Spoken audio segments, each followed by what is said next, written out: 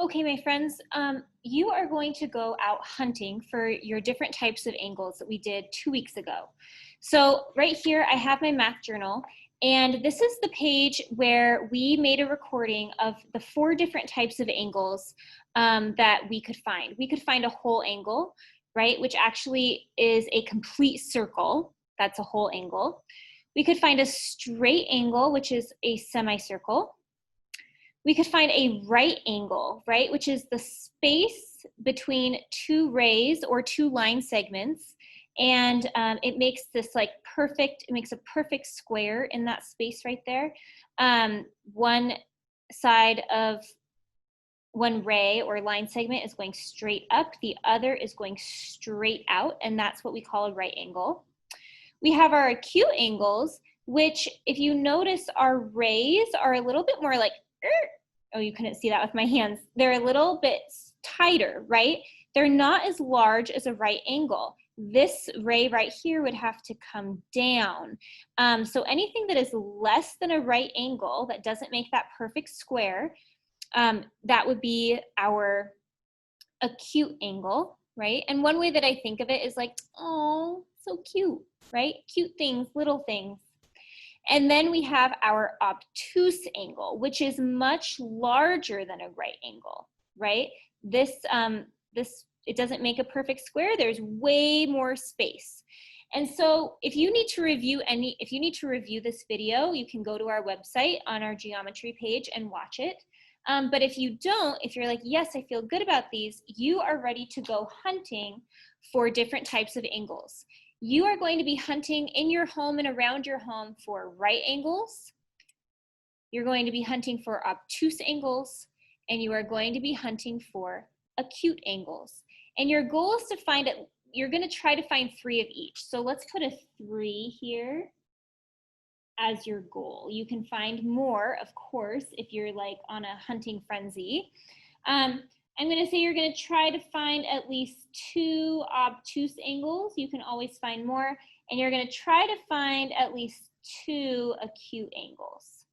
Okay? 3 is our goal.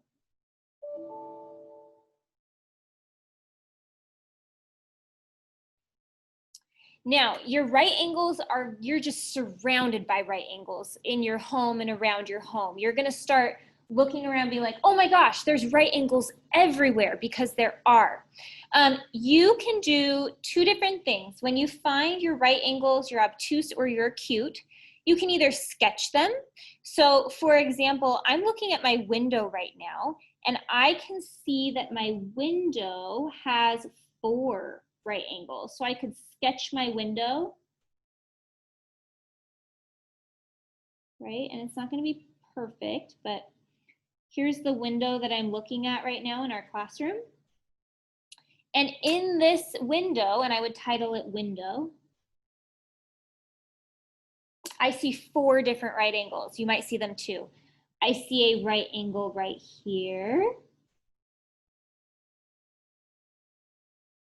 I see a right angle right here. I see one right here. I see one right here. Okay. So you are going to try to find 3 different right angles somewhere in your home, and then you're going to do a quick sketch of them. If you don't want to do a sketch and you just want to write where they were, that's totally fine, but this might be a good visual for you, okay, a good visual reminder. Now, your obtuse angles is going to be something that is larger. You have a reminder over on the page that you did before, but something that is going to be helpful for you. Right angles are pretty easy to see without a tool, but acute angles and obtuse angles are nice to have a measuring tool. And so here is a really quick way to make a measuring tool. I just have some scrap paper, okay? This scrap paper, I'm going to find a corner that hasn't been cut. And so this was an original corner. This original corner is a perfect right angle. And so I'm going to get a ruler. You can make it as big or as small as you want it to be. If you're measuring for obtuse and acute angles in your home, you might want it to be a little bit bigger. And if it's on heavier paper or on cardboard, that's even better. I don't have that right now, so mine's just on regular paper. So I'm going to draw a line right here. And then I'm going to, before I cut it out, I'm going to show that this is my right angle. And I like to put a square to know that a perfect square can be formed. And if a perfect square can be formed, I know that's my right angle. And I'm going to color it in red.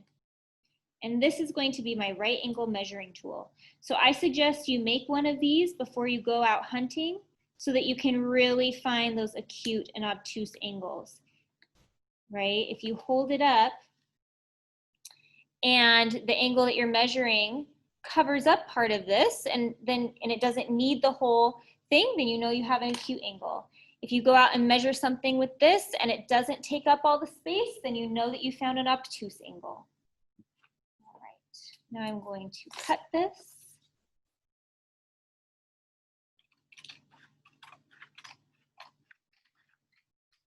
Voila. And there I have my right angle measuring tool. So right here, I automatically see I have a perfect right angle on the corner of my box of colored pencils. Let's see.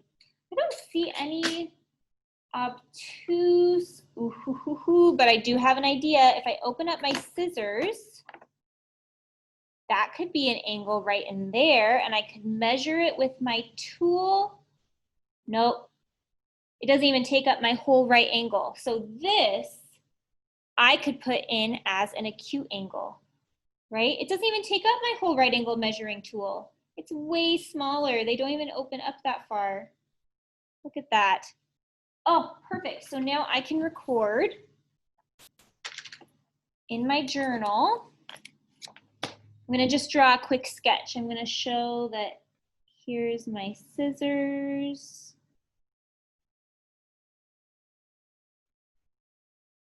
And here's what one of the blades look like. And here's what another blade looks like. And I'm going to use purple, and I'm going to show that this is an acute angle.